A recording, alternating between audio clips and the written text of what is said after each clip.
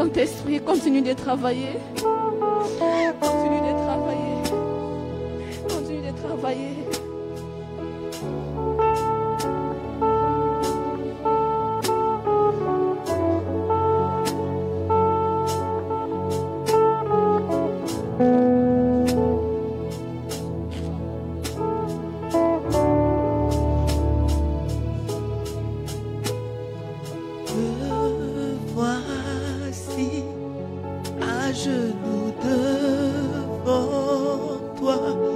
J'abandonne tout, abandonne tout. On se désire alors que tu m'attires, c'est d'être avec toi, d'être avec toi. Je m'abandonne.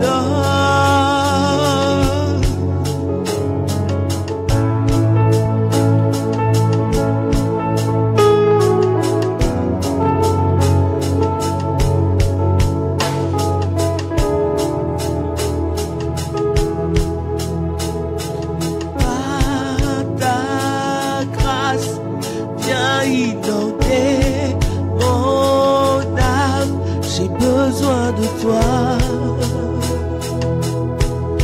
J'ai besoin de toi. Mes bras ouverts, tu entends ma prière. Parle à mon cœur, parle à mon cœur. Je m'abandonne, je m'abandonne. Je veux te connaître plus, je veux te connaître. Oui, je m'abandonne, je m'abandonne, je m'abandonne. Je veux te connaître plus, je veux te connaître. Oui, Seigneur, je m'abandonne, je m'abandonne à toi. Je laisse tout tomber, je m'abandonne à toi. Je veux te connaître plus. Je t'ouvre mon cœur et je déclare que je m'abandonne, je m'abandonne. Je m'abandonne à toi. Je veux te connaître plus. Je veux te connaître plus.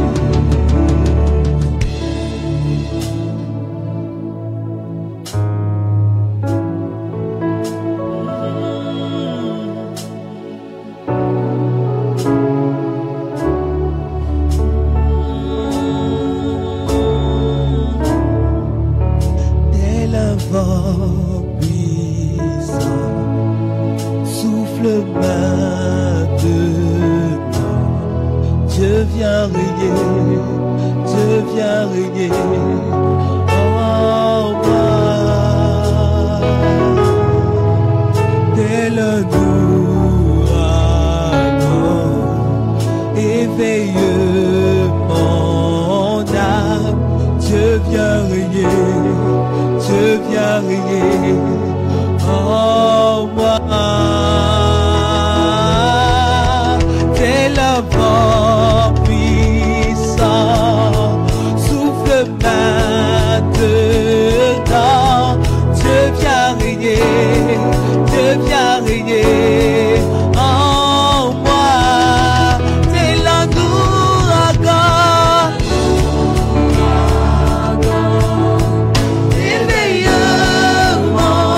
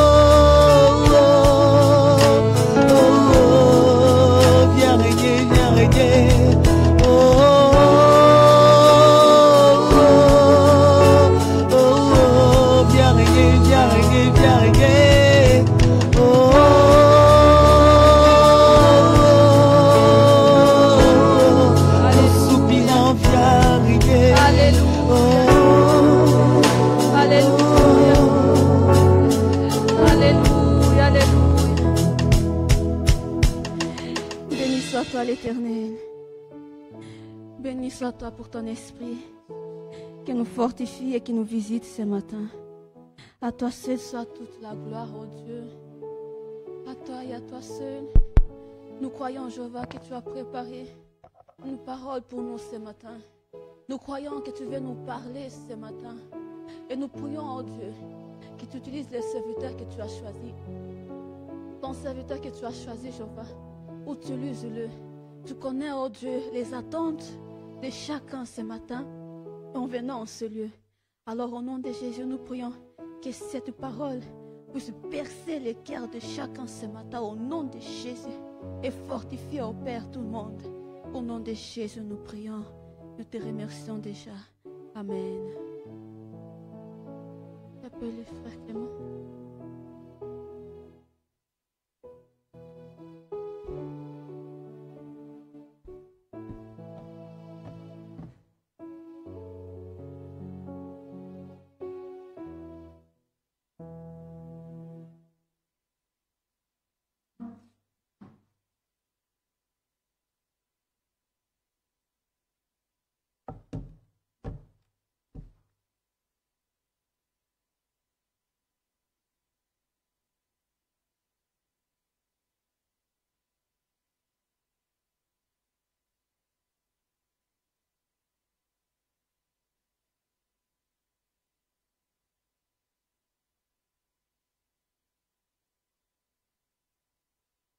Alléluia. Alléluia. Shalom bien-aimés dans le Seigneur.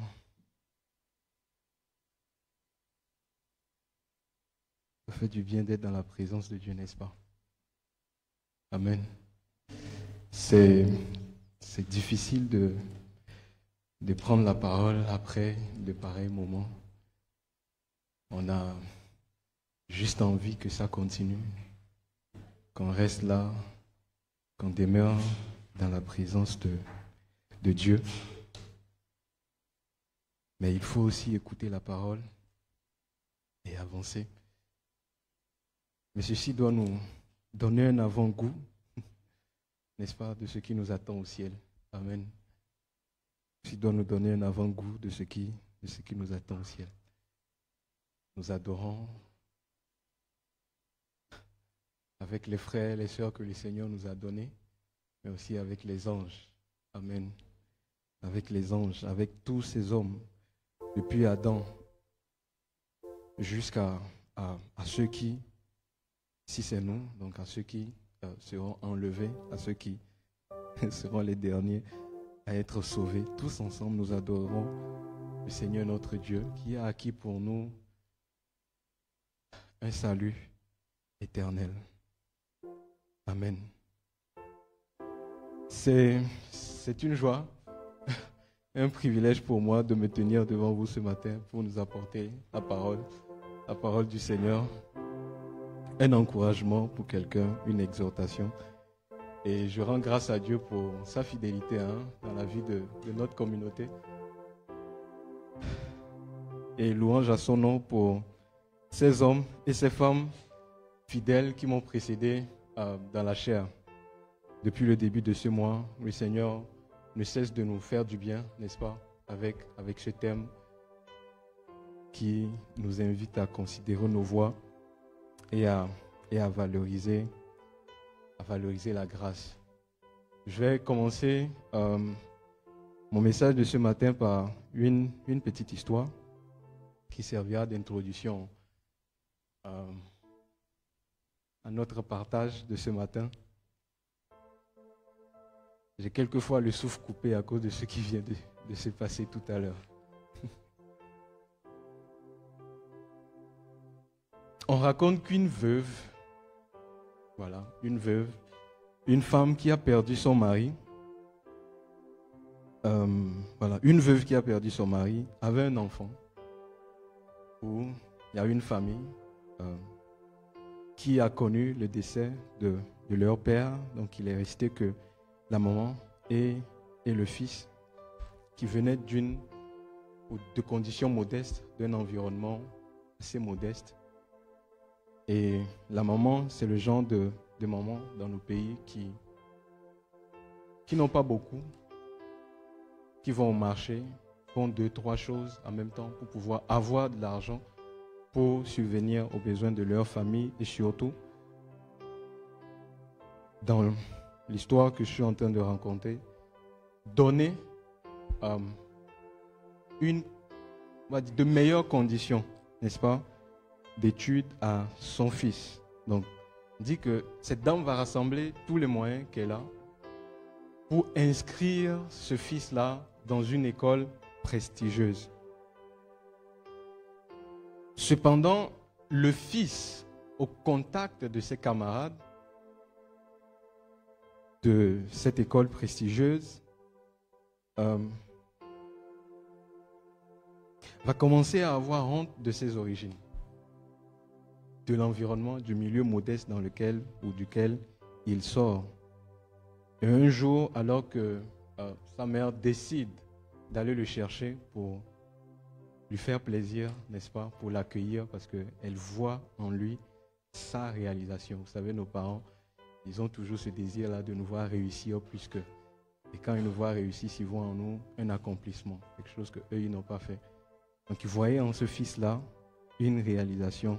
Donc, elle attendait dans la cour, le fils sort et se met à l'appeler, à lui faire signe, au point que ça devenait visible. Donc, les gens voyaient qu'on appelait quelqu'un. Mais chose bizarre, chose étonnante, c'est que le fils va être pris d'une honte. Le fils va être pris d'une honte devant ses amis, au point de prétendre que la dame qui l'appelle est une membre de sa famille et non sa mère. Donc par cette parole-là, par cette déclaration, le fils reniait, n'est-ce pas, d'une certaine manière sa maman, ainsi que les sacrifices qu'elle a eu à faire pour lui. Pourquoi? Par peur du jugement des autres, par ce désir-là de se conformer, d'être regardé de la même manière que les autres.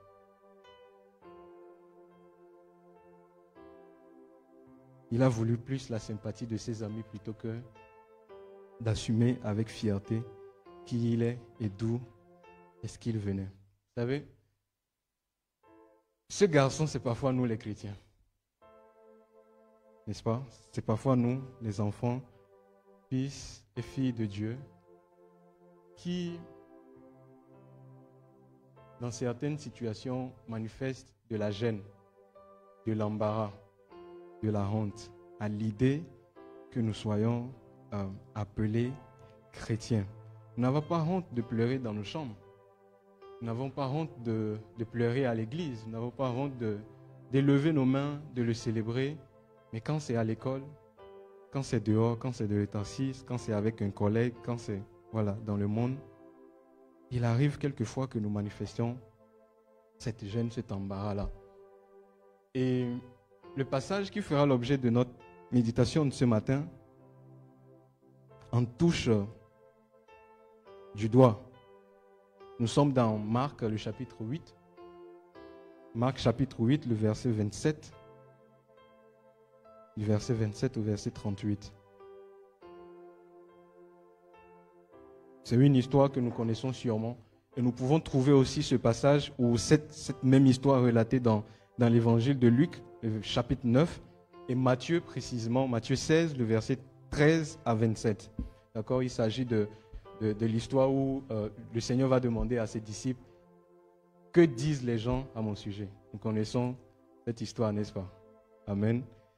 Où Jésus va dire à Pierre, tu es Pierre, voilà. Et sur cette pierre, je bâtirai mon église. Donc nous allons lire ensemble ce passage, Marc 8, verset 27 à 38. Je vais lire pour nous dans la version Louis II. Jésus s'en alla avec ses disciples dans les villages de Césarée de Philippe et il leur posa en chemin cette question. Qui dit-on que je suis? Ils répondirent Jean-Baptiste, les autres Élie, les autres l'un des prophètes. Et vous, leur demanda-t-il, qui dites-vous que je suis? Pierre lui répondit, tu es le Christ. Jésus leur recommanda sévèrement de ne dire cela de lui à personne. Alors il commença à leur apprendre qu'il fallait que le Fils de l'homme souffrit beaucoup, qu'il fût rejeté par les anciens, par les principaux sacrificateurs et par les scribes, qu'il fût mis à mort et qu'il ressuscita 3 jours après. Il leur disait ces choses ouvertement. Et Pierre, l'ayant pris à part, se mit à le reprendre.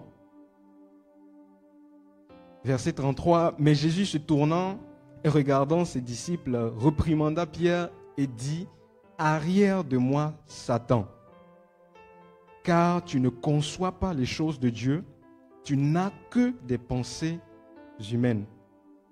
Puis, ayant appelé la foule avec ses disciples, il leur dit, si quelqu'un veut venir après moi, qu'il renonce à lui-même, qu'il se charge de sa croix et qu'il me suive. Car qui voudra sauver sa vie, la perdra. Mais celui qui perdra sa vie à cause de moi et de la bonne nouvelle, la sauvera. Et que sert-il à un homme de gagner tout le monde s'il perd son âme? Que donnerait un homme en échange à son âme? Le dernier verset. Car quiconque aura honte de moi et de mes paroles au milieu de cette génération adultère et pécheresse, le Fils de l'homme aussi aura honte de lui quand il viendra dans la gloire de son Père avec les saints anges. Amen. Waouh! Quel passage et quelle déclaration dans le chapitre ou le verset 38. Le Seigneur dit, quiconque aura honte de moi, moi aussi j'aurai honte de lui devant mon Père et les anges lorsque je reviendrai dans la gloire. C'est ça, ce verset,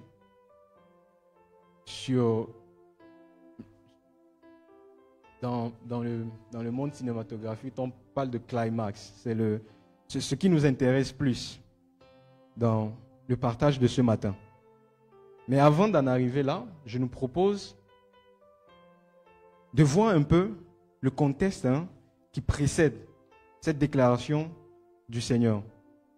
Donc, je viens de faire une introduction. J'ai l'habitude de faire les prédications structurées, 2 points, 3 points. Ce matin, je vais nous proposer des observations commentées. D'accord? Et finir par une conclusion. Donc, ce sera, voilà, je vais prendre certains versets que je vais commenter et nous chuterons après sur la conclusion. Donc, le passage que nous venons de lire commence avec le verset 27 qui nous donne une indication, n'est-ce pas? Nous l'avons lu. La Bible nous dit, Jésus s'en alla avec ses disciples dans les villages de Césarée de Philippe. Donc le Seigneur, lorsqu'on lit un peu plus haut, ou avant le verset 27, on se rend compte que le Seigneur venait de nourrir des milliers de personnes avec le pain et le poisson. Et après cet événement, il va faire un miracle ou des miracles dans la ville qu'on appelle Bethsaïda. Et de là, une fois que sa mission dans cette localité finit, le Seigneur décide maintenant de partir avec ses disciples dans un village ou dans les villages, dans la région de Césarée de Philippe. Lorsqu'on fait les études ou bien lorsqu'on on travaille sur les textes du Nouveau Testament, surtout, on se rend compte que parfois, lorsque les noms sont cités, lorsque les villes sont citées, lorsque certaines indications sont données, ce n'est pas juste pour faire beau, n'est-ce pas? Ce n'est pas juste pour étoffer l'histoire qui est relatée, mais pour communiquer une vérité capitale. Les théologiens disent donc que Césarée de Philippe est une ville, bon, déjà géographiquement, c'est une ville située au nord d'Israël. D'accord? Donc il faut imaginer Jérusalem comme ça. Ok? Imaginez Nazareth comme ça. Imaginez Césarée de... Voilà, encore en haut. Césarée de Philippe. Donc l'histoire raconte que à cause de la proximité de cette région avec les frontières de royaumes environnants, c'était devenu un centre, on va dire, multiculturel. Un peu comme Corinthe, ok? Influencé par la culture romaine, influencé par la culture grecque. Mais une chose aussi qui a remarqué, c'est que cette ville avait un temple qui était dédié à l'empereur. Donc, vous le savez, enfin, je l'espère bien, lorsqu'on raconte l'histoire de la persécution des chrétiens, on nous dit que les chrétiens professaient leur foi en Jésus-Christ comme Dieu unique, n'est-ce pas? Et que cela les mettait en opposition, ou cela faisait des dissidents du royaume, des dissidents de l'Empire romain. On est ensemble? Parce que l'empereur Auguste était considéré comme un dieu, où il se considérait et imposait cela au peuple comme un dieu. On dit que l'empereur, dans une déclaration, disait qu'il était l'âme du royaume. Il était l'âme du royaume, ou l'âme de l'empire. Donc celui qui se prend, celui qui défie l'autorité de l'empereur, défie la stabilité, ou se lève contre la stabilité du royaume. Donc c'est donc dans cette région-là où on trouvait plusieurs cultes des idoles. On trouvait une certaine liberté de culte, à condition que ton culte ne devienne pas un obstacle pour les projets de l'empereur. C'est donc dans cette zone-là, dans cette région, que le Seigneur va demander à ses disciples: que dites les gens à mon sujet? Ou bien que disent les gens à mon sujet? Et plus tard, il va leur poser la question: qui dites-vous que je suis? Je pense que cette question est sûrement la question la plus importante, ou l'une des questions les plus importantes que le Seigneur ait jamais posées. Parce que la réponse qu'on donne à cette question détermine notre salut. Détermine notre salut. Ce matin, si le Seigneur nous demande: qui dites-vous que je suis? Qu'est-ce qu'on répond? Qu'est-ce qu'on répond? Est-ce que c'est le Christ, c'est le Messie? Est-ce que c'est le Sauveur? Est-ce que c'est le fils du charpentier? La manière dont on reconnaît, ou comment on reconnaît l'identité de Jésus détermine quelque part notre destinée éternelle. Et quand je dis destinée éternelle, c'est de savoir si nous serons dans la gloire éternelle ou nous serons dans la honte éternelle. C'est même pour cela que j'ai intitulé cette prédication de la honte à la gloire éternelle. Donc, en prenant en compte le contexte dans lequel le Seigneur va poser la question à ses disciples, et en prenant en compte la réponse que l'apôtre Pierre va donner, on peut se rendre compte d'une chose, c'est que le Seigneur a amené ses disciples précisément dans cette ville-là pour les amener, pour les enseigner sur qui il était véritablement et ce que cela impliquait de le suivre. On est d'accord? De ce que cela impliquait de le suivre. Et lorsque l'apôtre Pierre confesse « Tu es le Christ », dans Marc 8, c'est juste cette déclaration qui est rapportée, mais dans Matthieu 16, le verset 16, il est ajouté « Tu es le Christ, le Fils du Dieu vivant ». Tu es le Christ, le Fils du Dieu vivant. Donc, la confession de l'apôtre Pierre est une confession qui conduit au salut, mais surtout, c'était un acte, j'ai envie de dire, grave d'opposition, un acte grave de trahison à deux niveaux. Je viens de dire tout à l'heure qu'il y avait un contexte spécifique dans la ville. Donc, à deux niveaux, l'opposition, la première ou le premier niveau est d'abord une opposition politique. Ok? Lorsque le Seigneur demande à ses disciples, qui suis-je? Il veut amener ses disciples à réaliser qui est-ce qu'il était et ce que ça impliquait de le suivre. Mais lorsque Pierre annonce que Christ ou que Jésus est le Christ, il fait une déclaration grave qui a des conséquences politiques. Peut-être que lui-même, en ce moment-là, ne le mesurait pas, mais ça n'en reste pas moins que ce qu'il disait, c'était une manière de dire que, en réalité, les rois du siècle présent, les rois qui dominent sur Jérusalem ou bien sur Israël en ce moment, ne sont pas légitimes. N'est-ce pas? Ne sont pas légitimes. Donc lorsque Pierre déclare que Christ, que Jésus est le Christ, il dit que Jésus, nous reconnaissons que tu es le Messie, mais le Messie roi. Nous reconnaissons que tu es souverain sur toutes choses, que tu es le véritable roi. L'empereur romain n'est pas roi, Auguste n'est pas roi, Hérode n'est pas roi. C'est toi qui es roi. En réalité, nous attendons seulement ton règne.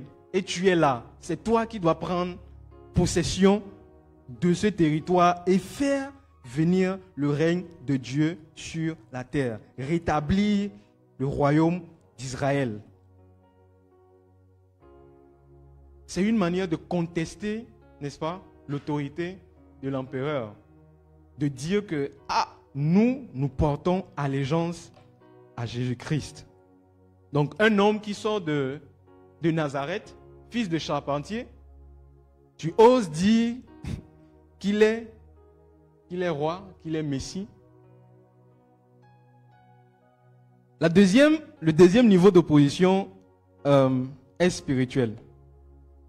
Lorsque je faisais les recherches, j'ai découvert que l'empereur, parmi les titres qu'il se donnait à cette époque, il se faisait appeler fils de Dieu. L'empereur se faisait appeler fils de Dieu. Donc, de Dieu ici, c'est de Dieu, en réalité.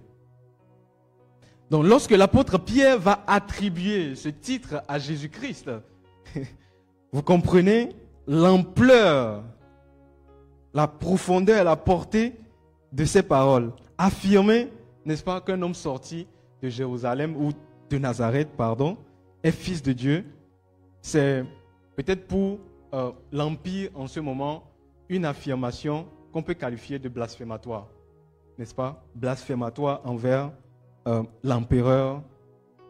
Non seulement envers l'empereur, mais envers aussi les autorités juives qui étaient censées être garants, n'est-ce pas, du culte du Dieu unique, du Dieu véritable.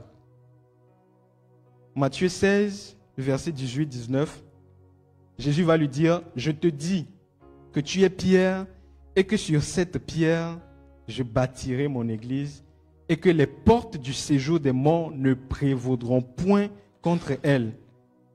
Je te donnerai les clés du royaume des cieux. Ce que tu lieras sur la terre sera lié dans les cieux et ce que tu délieras sur la terre sera délié dans les cieux. L'apôtre Pierre fait une puissante confession et l'implication directe, c'est que le Seigneur dit, cette révélation que tu viens de donner, je vais bâtir quelque chose sur ça. Je vais construire quelque chose sur ça. Mais la suite de la discussion va nous montrer que l'apôtre Pierre avait fait cette belle confession, mais ne réalisait pas encore ce que ça impliquait véritablement. Parce que le verset 31 nous dit, le Seigneur, une fois qu'il fait la promesse à Pierre, qu'il va lui donner les clés du royaume, et parlant de la promesse des clés du royaume, c'est dans Matthieu que c'est ajouté. Nous ne le trouvons pas dans le texte, donc c'est dans Matthieu 16. Donc lorsque le Seigneur fait la promesse au verset 31, il va commencer à leur enseigner. Dans l'évangile de Marc, on rapporte que c'est la première fois que le Seigneur va enseigner à ses disciples que le Messie doit souffrir, qu'il doit mourir, qu'il doit être rejeté, mais que le troisième jour, il ressuscitera. Donc, vous imaginez que vous marchez avec le Seigneur, il fait des miracles, il fait des prodiges, vous vous dites il a l'onction, il a l'autorité, il a la puissance. Tout ce que nos pères ont attendu depuis des années, nous, notre génération, nous le vivrons. Le royaume sera rétabli. L'onction lui donne la légitimité d'établir ou de restaurer le royaume. Mais la parole de Dieu nous dit, verset 31, Marc 8, « Alors le Seigneur commença à leur apprendre qu'il fallait que le Fils de l'homme souffrit beaucoup, qu'il fût rejeté par les anciens, par les principaux sacrificateurs et par les scribes, qu'il fut mis à mort et qu'il ressuscita 3 jours après. Il leur disait ces choses ouvertement. Et Pierre, l'apôtre Pierre, l'ayant pris à part, se mit à le reprendre. Se mit à le reprendre. Le mot traduit ici par reprendre donne reproche, faire des reproches, dans la version Bible du Semeur et la version parole de vie.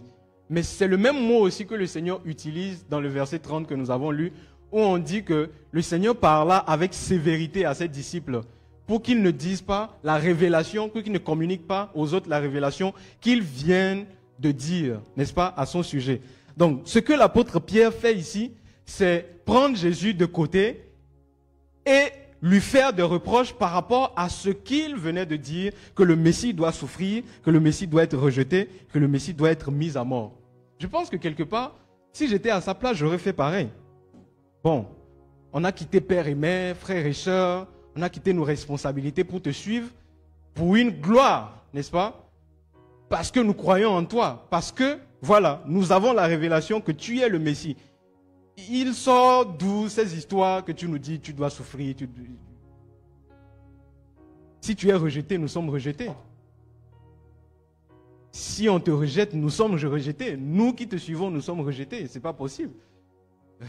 Que ne plaise à Dieu que cela ne t'arrive. En fait, quand je préparais la prédication, je me suis dit, avec tout ce qu'on voit sur Internet, si l'apôtre Pierre était nigérien, j'aime faire ça, il aurait pu dire, oh gars, you the craze.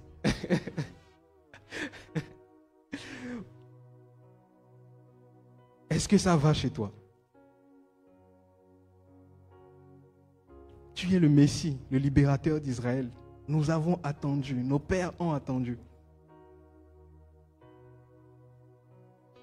Vous le savez, la réalité, c'est que dans son esprit et dans l'esprit des Juifs de son époque, c'est qu'ils attendaient, n'est-ce pas, un roi puissant.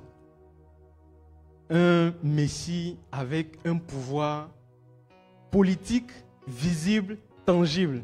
Parce que Jésus l'a toujours, hein, ce pouvoir politique-là, mais visible, tangible. Que Jésus ait une armée, un gouvernement. Voilà.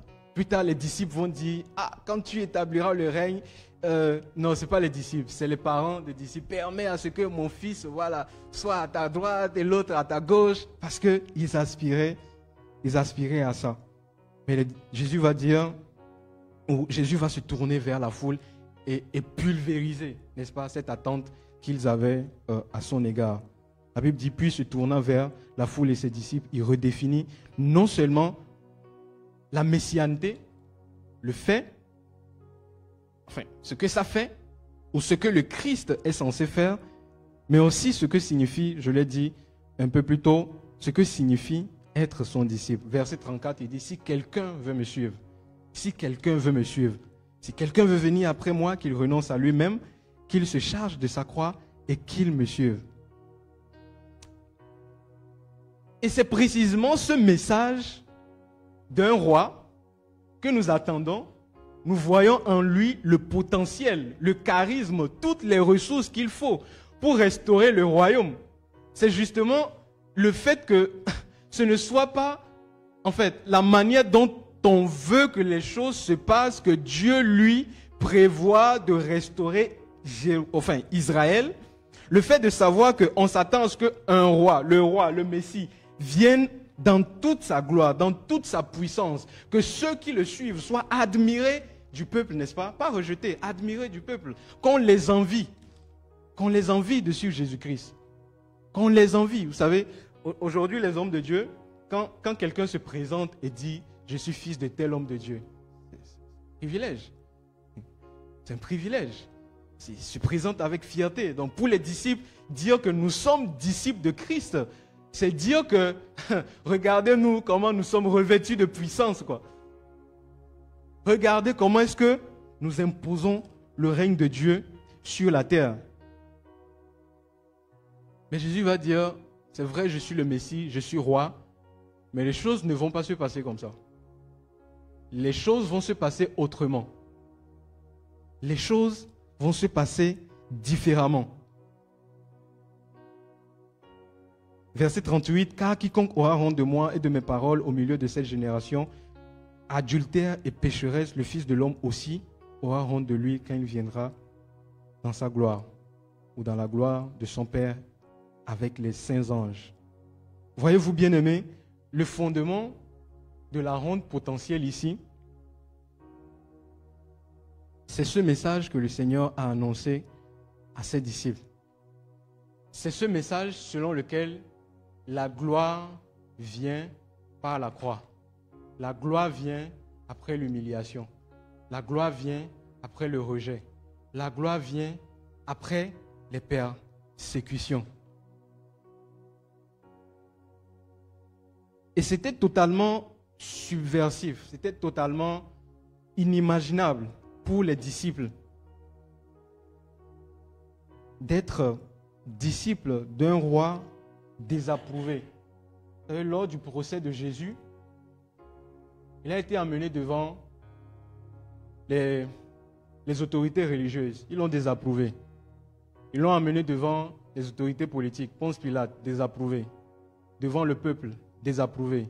Ils ont choisi Barnabas, n'est-ce pas? À sa place. C'est ça, Barnabas, à sa place.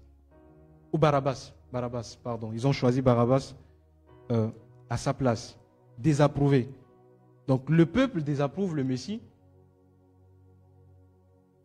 Les autorités politiques le désapprouvent. Les autorités religieuses le désapprouvent. Il y a sujet d'avoir honte, n'est-ce pas? Est-ce qui peut vous motiver à vous associer à un tel homme? Aujourd'hui, lorsque je parle encore du monde, je ne sais pas pourquoi je donne ces exemples, lorsqu'un homme a un problème, que ce soit une accusation, les acteurs, une accusation, non, il a violé quelqu'un, le simple fait que cette personne-là soit accusée fait de lui un paria, n'est-ce pas? Fait de lui un paria. Qui va accepter s'associer encore avec cette personne? Le procès n'a pas encore eu lieu, mais tous ses collaborateurs, toutes les personnes qui l'entourent l'ont déjà abandonné. L'ont déjà abandonné. Il y a un film que je suis habituellement, c'est arrivé à l'acteur. Bref. Désapprouvé. Et le Seigneur ne cherche pas à rassurer ses disciples pour dire il n'y aura pas de honte. Non, quand il dit quiconque aura honte de moi, c'est qu'il assume pleinement qu'il a raison, selon le monde, d'avoir honte. Parce que comment voulez-vous suivre un Messie, comme je l'ai dit, qui a cette autorité, cette onction, ce pouvoir, cette capacité de faire toutes ces choses, mais qui n'est pas en mesure d'affronter ses bourreaux, n'est-ce pas? De s'opposer frontalement aux sacrificateurs, aux officiers romains, à ceux qui finalement vont le clouer. Comment vous expliquez ça? Hein? Lui, il vient pour nous sauver, pour nous délivrer, et il se livre. Et il se livre. Jésus dit, car quiconque aura honte de moi et de mes paroles au milieu de cette génération adultère et pécheresse, le Fils de l'homme aussi aura honte de lui.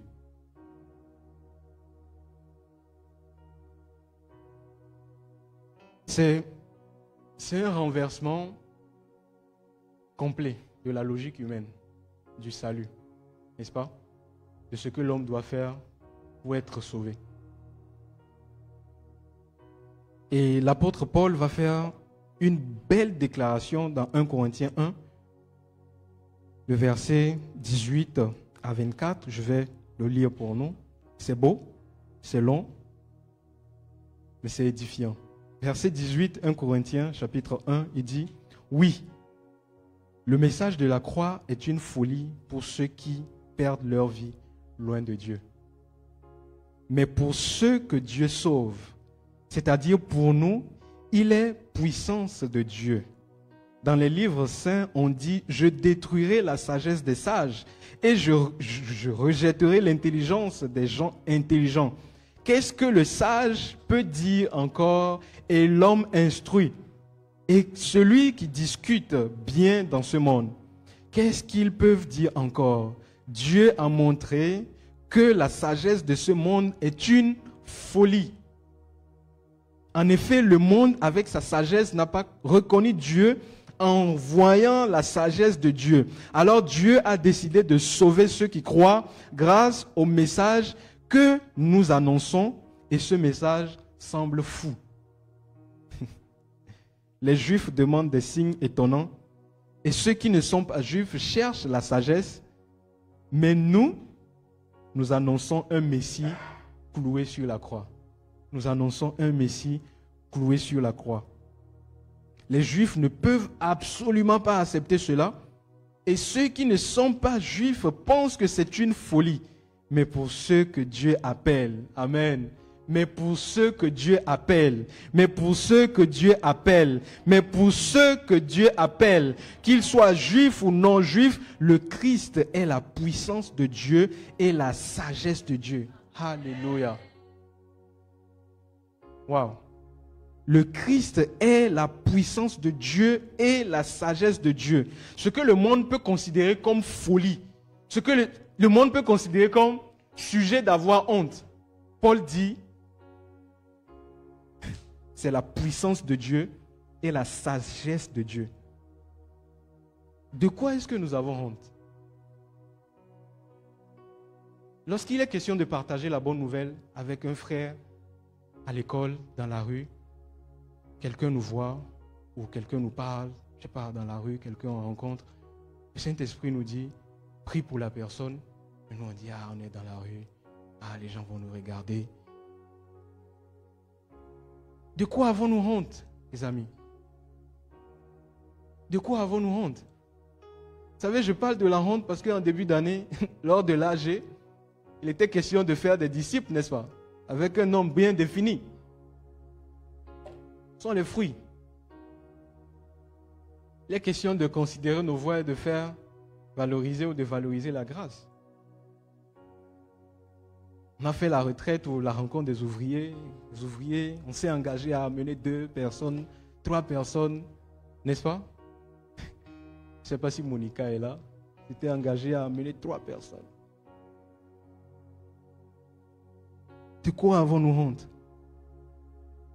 Et devant qui avons-nous honte? Devant qui avons-nous honte? Vous savez, on est comme, je l'ai dit tout à l'heure, comme ce fils qui, à cause peut-être de comment sa maman était, n'est-ce pas? On parle d'avoir l'apparence qui n'est pas toujours agréable à regarder. Peut-être des vêtements qui sont des pagnes, hein, comme certains mamans au pays, à cause de leurs conditions financières, matérielles, portent le même pagne pendant des années. C'est usé, c'est propre, mais c'est usé. Donc cela suscite d'une certaine manière le mépris du monde, de la foule. Ce garçon va avoir honte de sa maman à cause des gens qui l'entourent. Et nous aussi, dans le monde que nous sommes, en fait, le monde nous regarde et attend de nous des choses, n'est-ce pas? Le monde nous regarde et s'attend à ce que nous nous comportions comme lui. Et lorsque nous ne nous comportions pas comme lui, nous sommes d'une certaine manière écartés pour certaines choses, rejetés pour certaines choses, persécutés même pour certaines choses. Et au nom de la sympathie des gens qui nous entourent, pour qu'on ne dise pas que, ah, voilà lui, un extrémiste. Peut-être pas la manière dont tu fais les choses, le Seigneur fait qu'on t'appelle déjà pasteur. Ou bien, bon, on te donne un titre. On te donne, voilà, une appellation. Mais parce que tu ne veux pas de ces choses, tu tentes de, peut-être, bon, d'écouter les mêmes musiques, de t'habiller de la même manière que, de faire un peu comme eux, pour qu'ils ne se disent pas que, ah, tu es trop différent d'eux pour recevoir le message. Paul dit que le message de la croix, c'est le message qui sauve. Le message de la croix, c'est le message qui sauve. Nous n'avons pas à faire semblant. Bien-aimés, nous n'avons pas à édulcorer le message que nous portons. Nous n'avons pas à aider Jésus-Christ dans la manière dont il nous appelle à le suivre. Il nous demande de le suivre. Et si vous le suivez, vous serez rejeté. Si vous le suivez, vous serez mis de côté. Si vous le suivez, voici ce qui va vous arriver. Si tel est déjà l'avertissement que le Seigneur nous donne, nous n'avons pas à nous inquiéter d'être acceptés ou pas. Nous n'avons pas à nous inquiéter de savoir si la manière dont, enfin, le message que nous donnons, c'est trop dur pour que les gens l'entendent. Aujourd'hui, dire à quelqu'un que non, la vie que tu mènes, c'est une vie de péché. Si tu ne te répands pas, tu iras en enfer. On estime que c'est trop dur. N'est-ce pas? On estime que c'est trop dur. Il faut dire à la personne, non, tu sais, le péché a des conséquences dans ta vie personnelle, ça peut avoir des implications dans ta famille, tu vois, ça peut avoir des implications dans tes générations. Ce n'est pas mauvais. Mais le message est simple et clair. Ça nous sépare du monde, ça crée une rupture. Lorsqu'on fait la confession, on proclame ouvertement que nous nous séparons. Il y a une rupture entre nous. Vous, vous êtes du monde, nous ne sommes pas du monde. Le Seigneur Jésus va dire, s'ils m'ont haï, ils vous quoi? Ils vous aimeront. S'ils m'ont haï, ils vous accueilleront. S'ils m'ont haï, ils vous accepteront. S'ils m'ont haï, ils vous haïront aussi. Ils vous haïront aussi. Si le Seigneur ne nous avait pas informés dans l'avance, on dirait que, voilà, c'est de sa faute. Mais le Seigneur nous a avertis.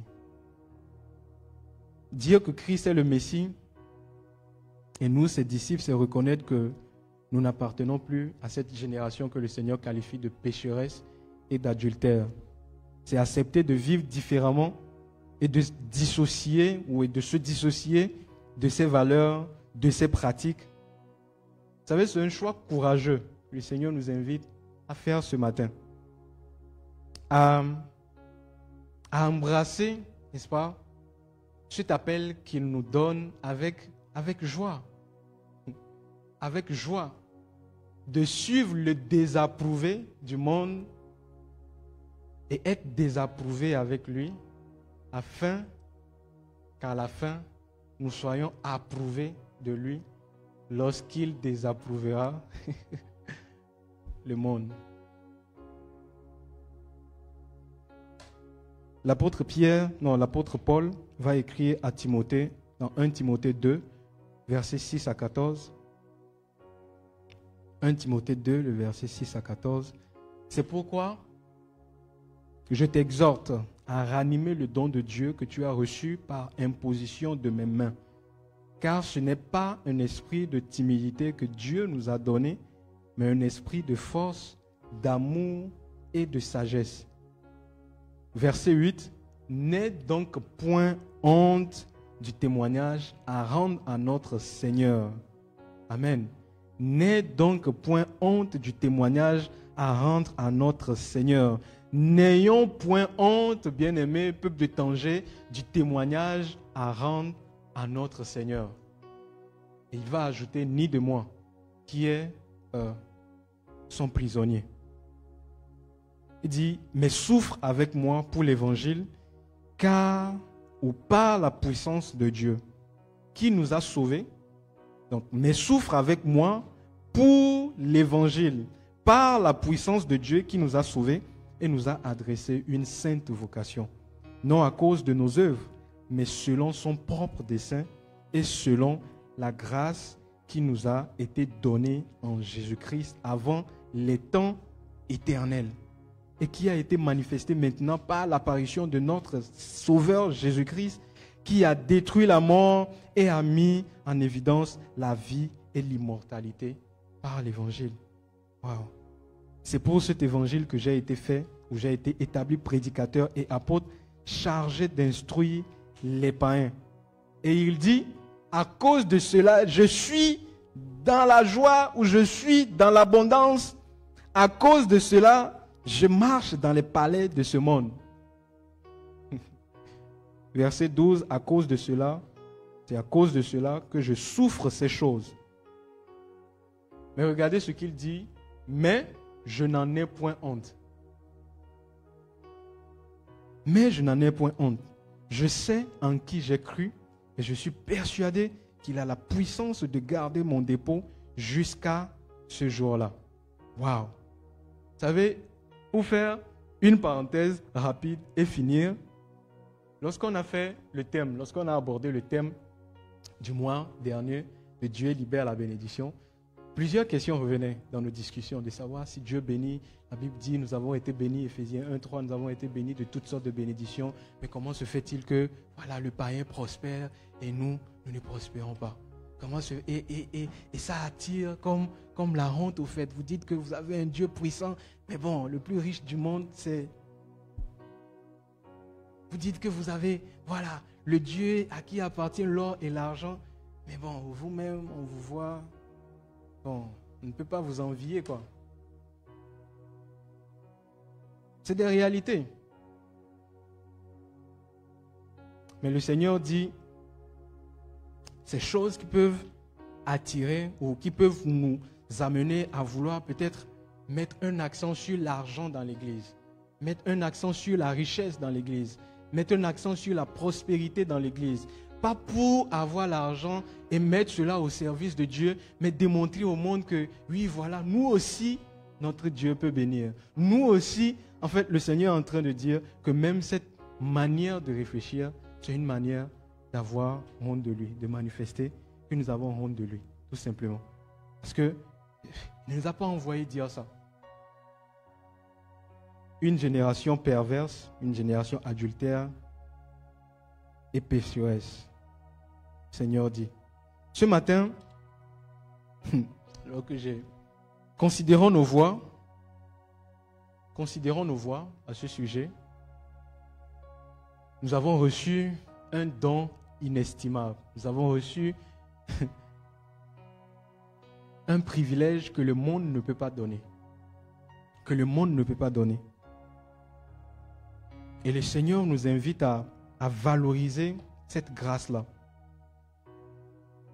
Et ce matin, le Seigneur nous invite à porter fièrement, malgré peut-être le jugement que le monde peut avoir, malgré peut-être comment est-ce qu'on peut être regardé. Le Seigneur nous invite à porter fièrement cette identité-là que nous avons, de l'assumer,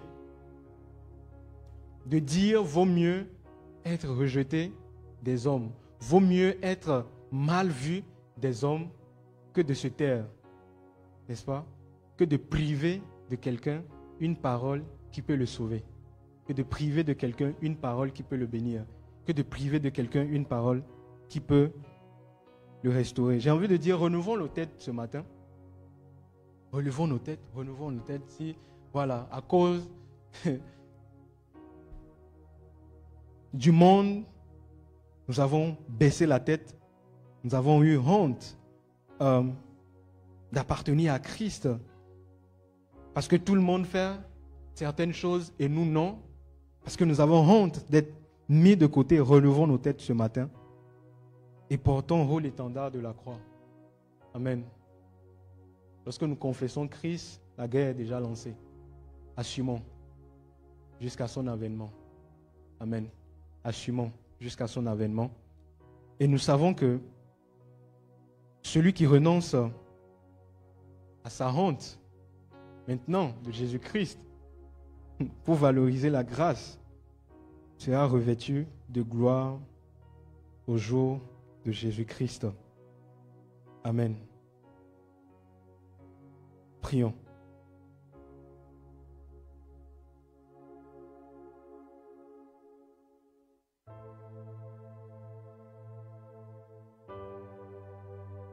Seigneur, nous avons proclamé tout à l'heure ta fidélité. Seigneur, nous t'avons adoré. Seigneur, nous t'avons célébré. Et tu as répondu présent, tu nous as fait du bien.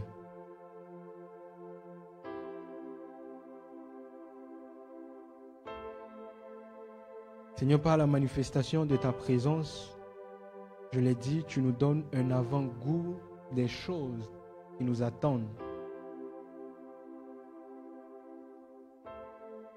Mais tu ajoutes à cela que maintenant il nous faut porter ton opprobre et sortir du camp pour aller à ta rencontre. Seigneur, ce matin tu nous invites à nous débarrasser de toute forme de gêne, de toute forme d'embarras, de toute forme de honte, Seigneur, qu'on peut avoir à l'idée, Seigneur, de t'appartenir, à l'idée d'être chrétien, à l'idée d'être disciple, des gens mis à part, séparés du monde. Seigneur, tu nous invites à nous débarrasser, à nous décharger, Seigneur, de toutes ces choses, afin de te suivre, Seigneur, avec fierté, afin de te suivre avec joie, afin de te suivre, Seigneur, avec fidélité, maintenant jusqu'à ton avènement. Tu n'as pas promis la gloire dans ce siècle. Tu n'as pas promis, Seigneur, que nous serons acceptés de tous. Tu n'as pas promis, Seigneur, que nous ferons l'unanimité. Tu n'as pas dit, Seigneur, que les gens nous aimeront. Tu n'as pas dit, Seigneur, que nous serons approuvés.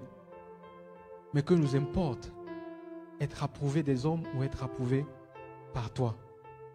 Seigneur, nous choisissons mieux d'être approuvés par toi que par le monde. Seigneur, ce matin, nous voulons dire comme Thomas, suivons-le afin de mourir avec lui. Seigneur, il y a des grâces que tu as déposées sur chacune de nos vies, que tu veux voir se déployer dans ce monde. Oui, tu veux que nous portions du fruit selon tes critères. Et porter du fruit, ce n'est pas être populaire. Voilà pourquoi nous voulons, Seigneur, que cette vérité émonde nos cœurs. Que cette vérité, Seigneur, nous sanctifie, nous purifie. Et nous rende, Seigneur, productifs pour toi. Merci parce que tu n'as pas fini avec nous. Merci, Seigneur, parce que la grâce qui a débordé s'étendra à d'autres dans cette ville, dans cette nation et partout où tu nous enverras. Qu'ils croient ou pas, tu dis, il y a la joie d'annoncer, il y a la joie de récolter. Que ton nom soit béni ce matin pour tout ce que tu fais. Dans le nom de Jésus que nous prions. Amen.